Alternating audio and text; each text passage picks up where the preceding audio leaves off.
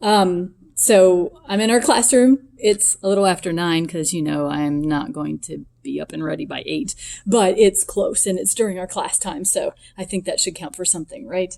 Feel like I should be doing a makeup video like my 13-year-old watches all the time. Well, can you see that when that pops up? No, I don't think so. When I get text, I don't think it records that. I hope not. All right. What I thought we would do is go ahead and go over the stuff that we would have covered Tuesday, March 17th, and one of the days that we missed because we have a test coming up Tuesday, the 23rd, and today is March 25th, and that's when we were supposed to be taking our test. So I wanted to go ahead and do what we would have covered on Tuesday. And we're in teenagers, and teenagers are a lot of fun, and I'm so sorry we have to miss teenagers being together, and early adults, and possibly middle adults and late adulthood, all the rest of it, because this is the age you're at right now, and so it'll be most interesting to you. And so it's a bummer that we can't be together for it, but I'm sure you'll find at least the textbook interesting, and you'll be more likely to read it than maybe you would have with the littler kids. Anyway, last time we were together, we did some of the physical stuff of adolescence, and we talked about the puberty, the fact that we're going through puberty earlier than we used to, and that we rate the timing of puberty based on a girl's first period, which is called a menarche. I've heard it pronounced both ways. And so it's just an easy, definitive time to say that's when puberty started. And even though really it starts earlier than that, a girl's first period is usually one of the last things to develop during puberty. And that's something that we didn't talk about on Thursday that I want to make sure you see in the notes. And I'm putting them in today. It's the order of changes that happen typically, but I'll get to that in a minute. So the average age of puberty for today is around 12 and a half, and back in 1900 it was 14. But anywhere between 9 and 15 is considered normal for a girl to have her first period and for puberty to begin. Now, girls start 2 years earlier than guys on average. They usually start going through around 9, and guys somewhere around 11. And then we talked about early and late bloomers. And of course, we have exceptions, right? Or we have people who are earlier on that spectrum and then later on that spectrum. And we looked at the characteristics that they have later in life.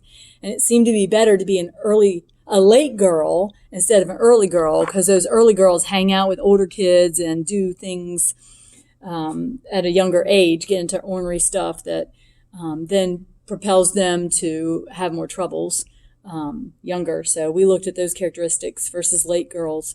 But it seems to be more of a mixed bag for guys. When they go through puberty early, at the time they're going through it, they're quite pleased. They're very happy because remember we said guys move toward the ideal standard for males.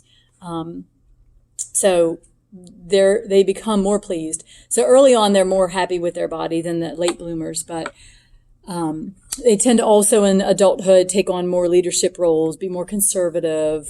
And later blooming guys seem to say they're happier in their marriages. They're more creative, but they're more impulsive and childish. So it's kind of mixed. I think that's all we made it through. We talked about how they're in general very dissatisfied with their bodies. And because of all the changes happening, girls especially, but guys too. It's just a very awkward, intensely preoccupied time with things that's happening with them. Okay, I think that's what we covered last time.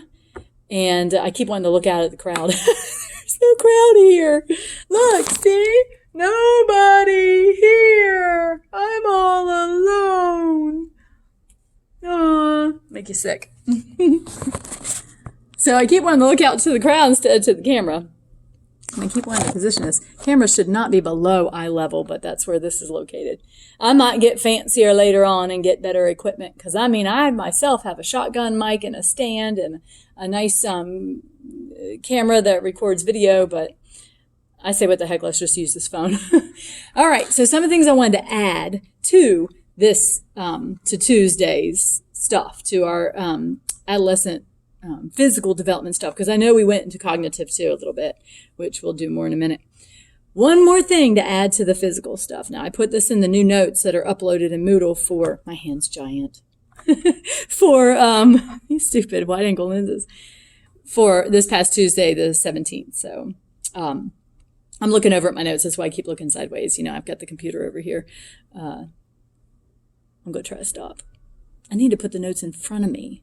I need to probably sit in a different way. No, anyway, the order of development for boys and girls going through puberty. I think it's helpful if you've got a kid in the stage to know what happens first, what's second, what's third. Typically that way, when they're experiencing these things, you can help them feel normal and know what to expect.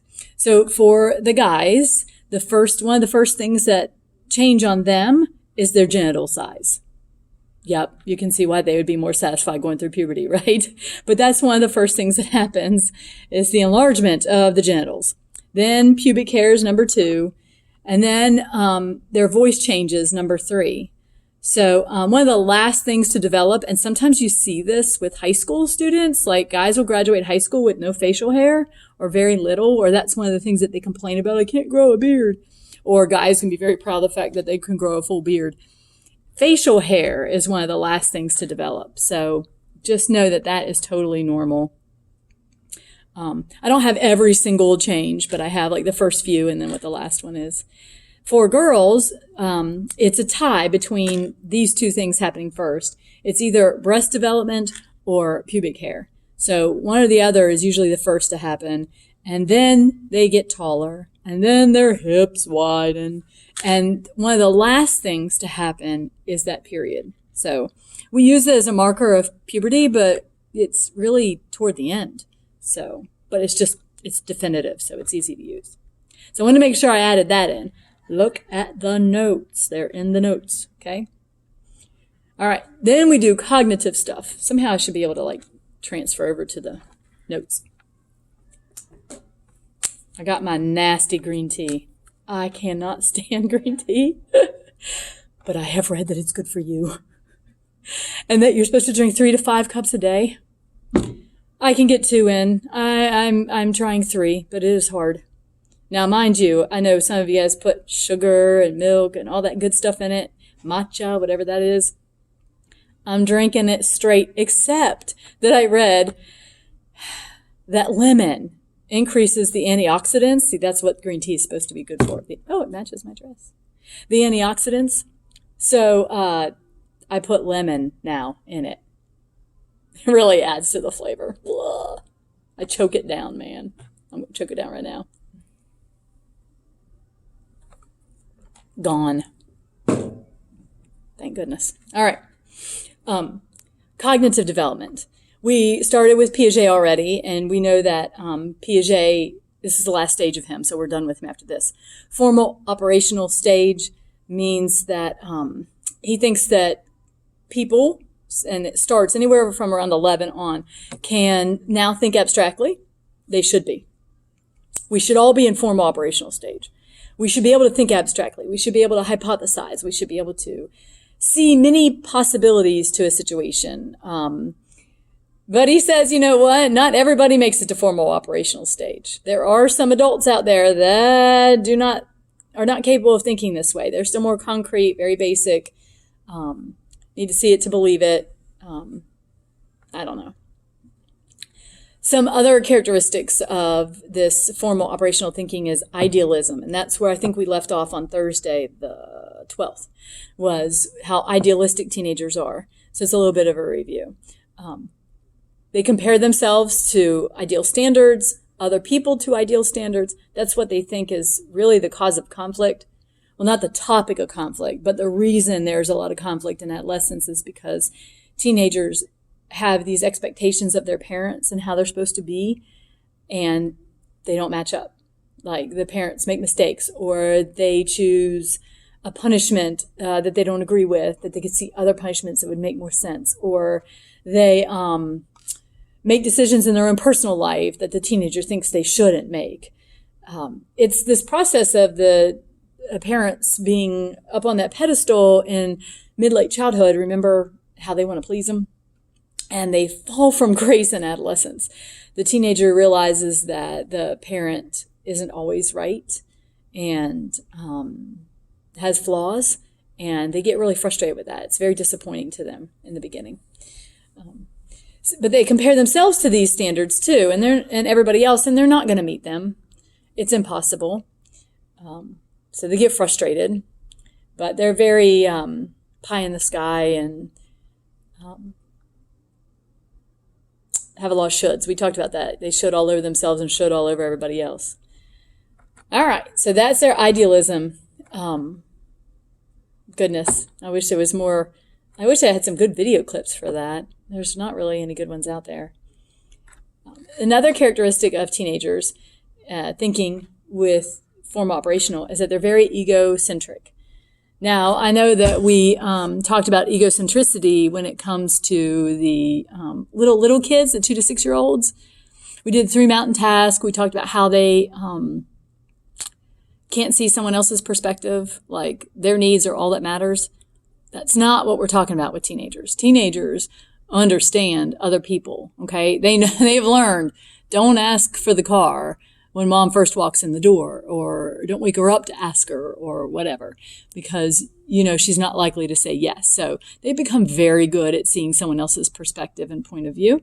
That's not how they show egocentricity. They show their egocentricity by being extremely self-preoccupied, and that is totally normal. They're just very self-aware, painfully self-conscious, and that feeds into the whole, about their body, but it's not just physically. It's about what they say, what they do, how they act, what they're wearing, what other people think of them. Remember, those middle-aged kids get into comparing themselves to others. So teenagers are still doing that, but they just become not even so much aware of others as they are themselves. And there's a couple ways that they show this egocentricity. One is by something called imaginary audience. And you'll see that in the notes. I should pop it up or something.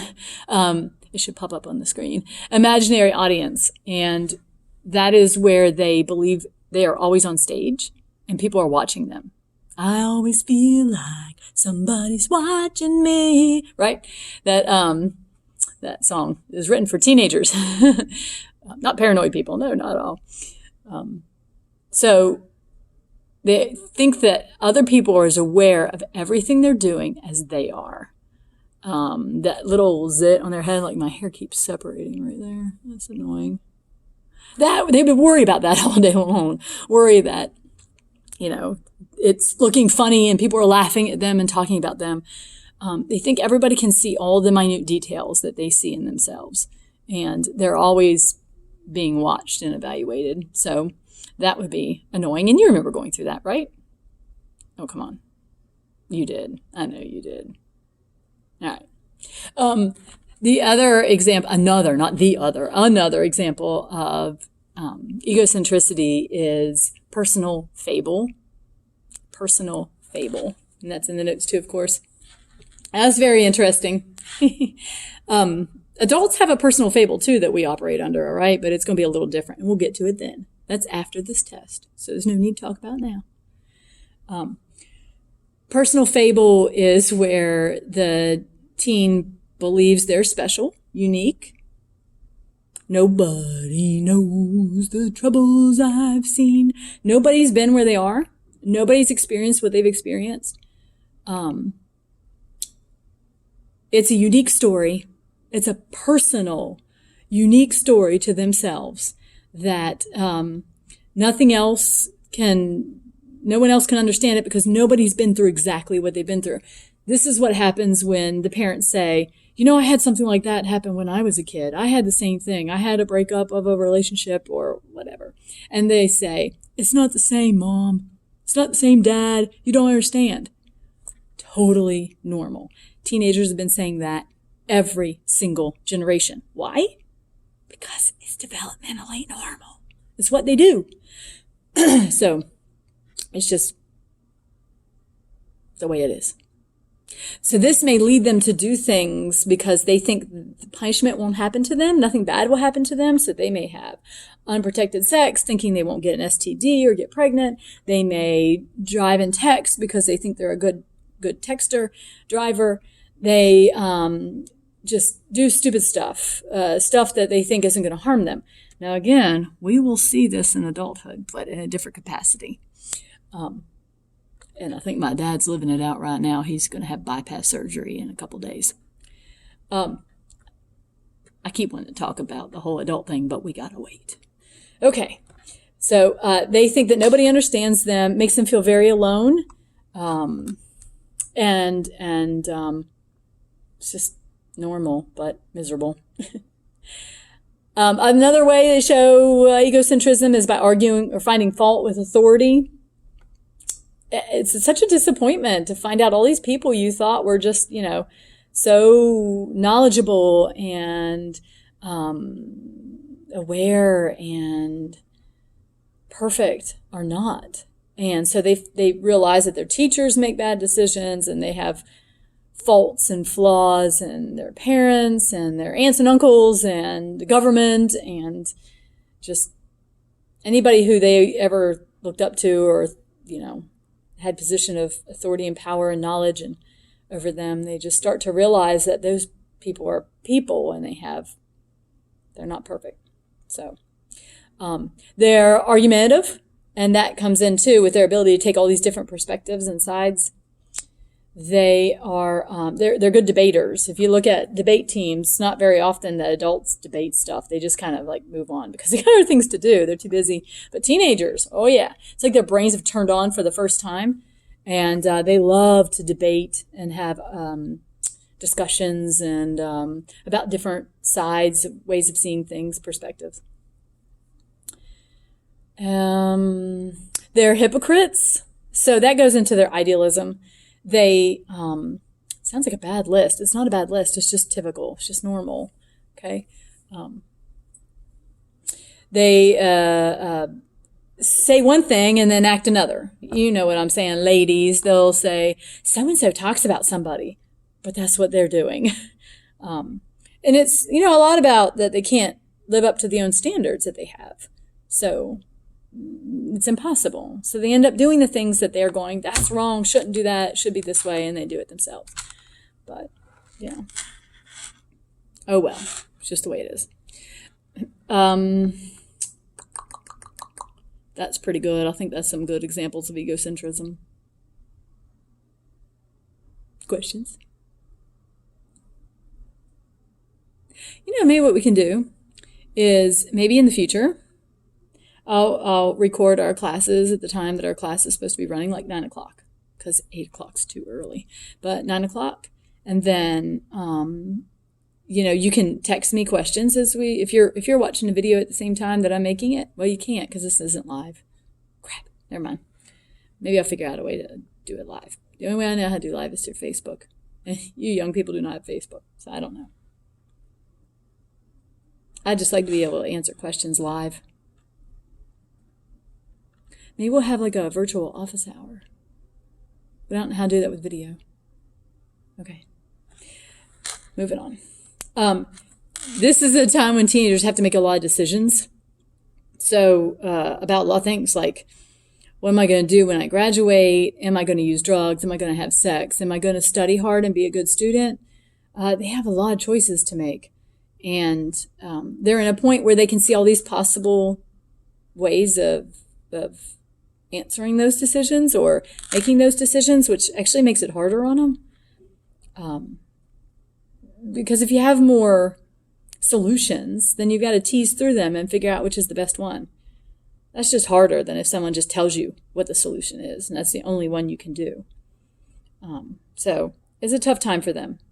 And they learn to seek out specific resources. They learn to judge the advice and information they're getting from people. So they don't always go to mom and dad anymore because maybe mom and dad don't know enough about this topic. Their Aunt Susie does, or their neighbor does, or their older cousin does, or a teacher or someone else knows more about this, so they're a better resource. It's on my eye. So they they seek those people out. And that can be, bothersome to parents who've always been the be-all, know-all person they come to. But, that's the way we do as adults, right? We seek out certain resources that we think are better equipped to answer our questions and help us through problems. So it's just a normal path of development. And then, that's it about that. One more little bit of cognitive stuff, and then we're moving on to socio-emotional, which is chapter 12. This test, number 3, is on 9 through 12. So it'll be the last chapter. It's on mid-late childhood and adolescence. So one more thing.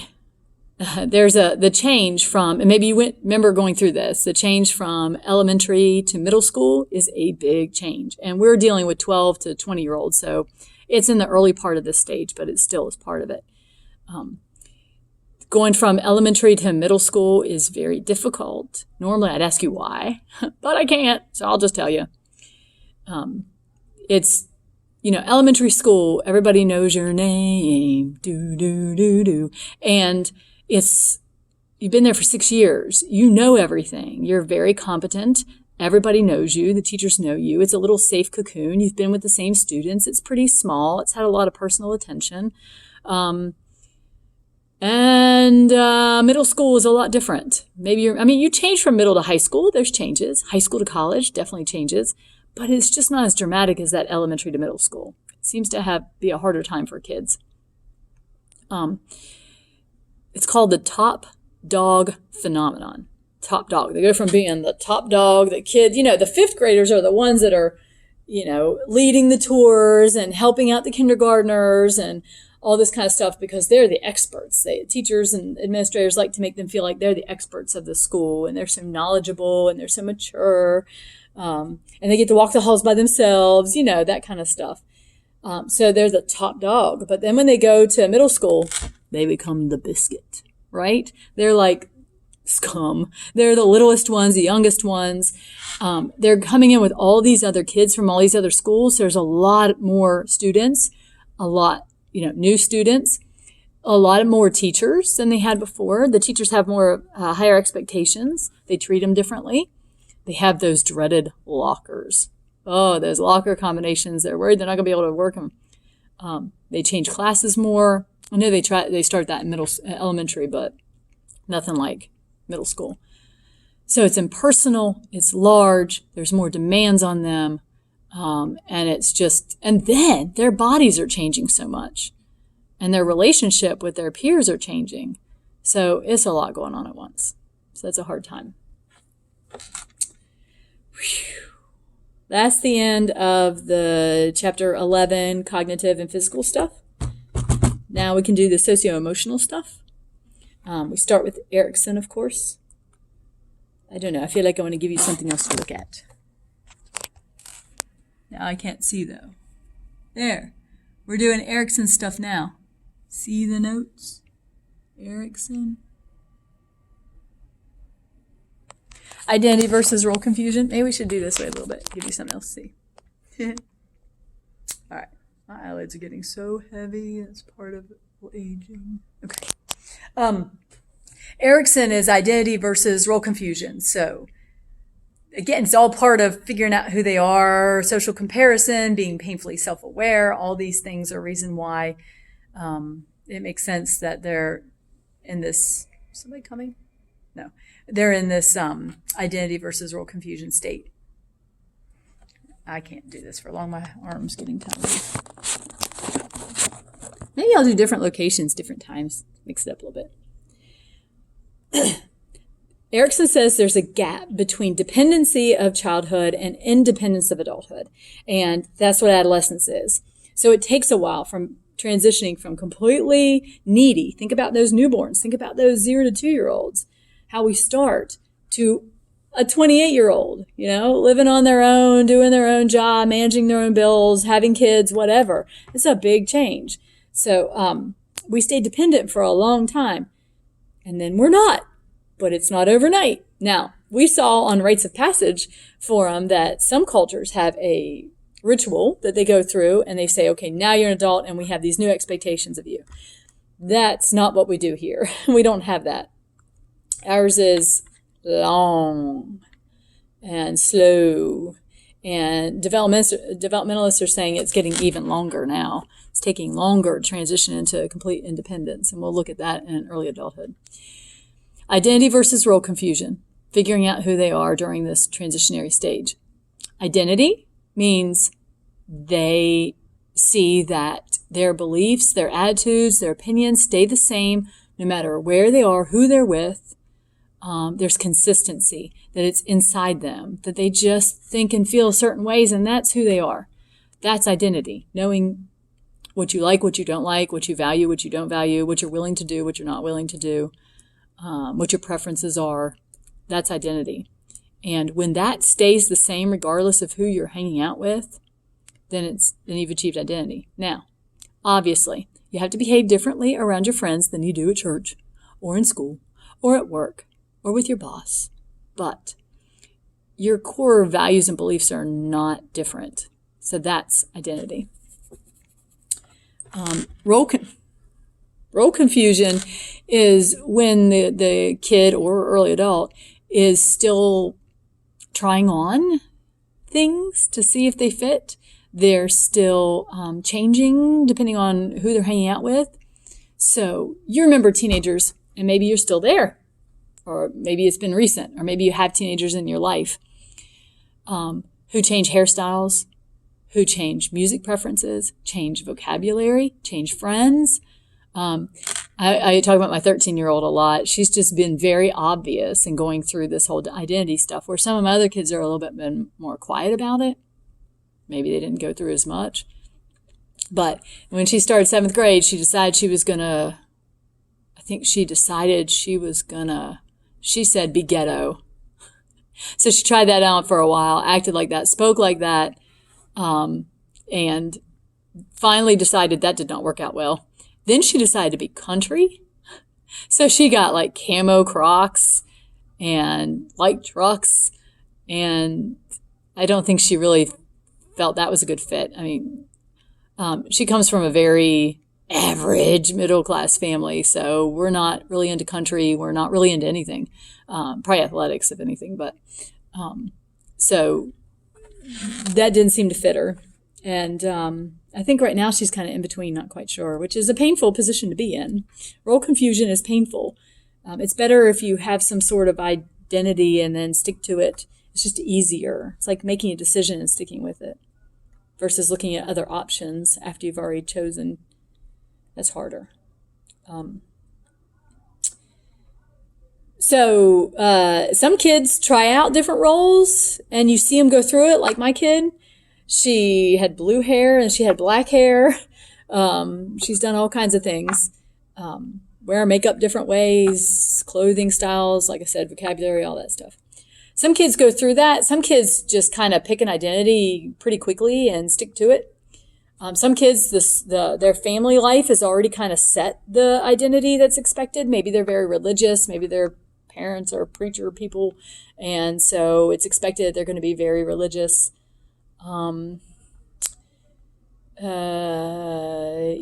Again, like sports or music or whatever. So I had a friend in grad school whose family, the women were very highly educated and like doctorates all the way back. Her grandmother like was a mayor or something anyway. So her family expected her to go on, and she was in her master's program, and we were all thinking we were going to go into our PhD, but just about all of us burned out, said forget it at the end. She went ahead and went on. Now what she really wanted to do was be a photographer, but isn't ironic. But that was not going to be accepted in her family. She had a role she had to fulfill. She had expectations. There was an identity that she needed to meet, and she did. She went on, got her doctorate, and is working in the field in that capacity. But that's an example of sometimes you get some teens whose identity has already been prescribed for them. Now, there's different ways they react to that. Some teens will take it on, like she did, and say, okay, that's what I'm going to do, and do it. Other teens will fight against it. So they got names for those kind of identities. Negative identity is when you do the opposite of what's expected of you. Now, sometimes these expectations are not put upon you by your family, but by society. And this is a challenge. There are some teenagers who go through different experiences of identity than others. Some have a harder time because they come from a certain group or they have certain characteristics. For example, blonde girls. Blonde girls may have the dumb blonde identity that's floating around out there. And it sounds silly, I know, but they may have to decide, am I going to feed into that? Am I going to be a dumb blonde? Or am I going to be the opposite and super smart? Or am I just going to be me, whatever me is? That's just an extra role given to them that they have to choose between. Whereas me didn't have to worry about that, right? I didn't having had dumb blonde to worry about. Nobody makes cracks about brunettes, I don't think, that I've ever heard. So I didn't have that to think of, to hear in my life, a dumb blonde. Anytime I did something stupid, I didn't hear, oh, it's your blonde hair is causing it. Other populations that have special, unique, additional identities that they have to react to. Maybe African American males in this current society. They have sometimes an extra set of stereotypes and identity that they have to grapple with. Am I going to, succumb to it and be the expectations, or am I not?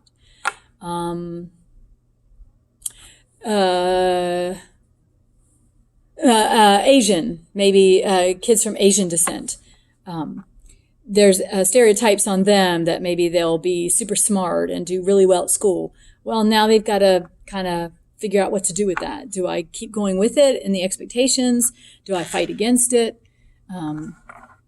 So there are certain populations of teenagers that have it a little bit more difficult or challenging. I'm trying to sneeze.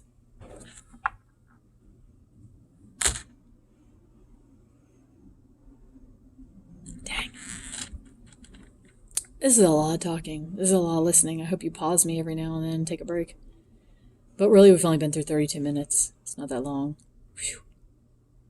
I'm exhausted. So just know that, some teenagers have it harder than others. They can either beat them or join them, right? Moving my notes along, make sure I don't fit.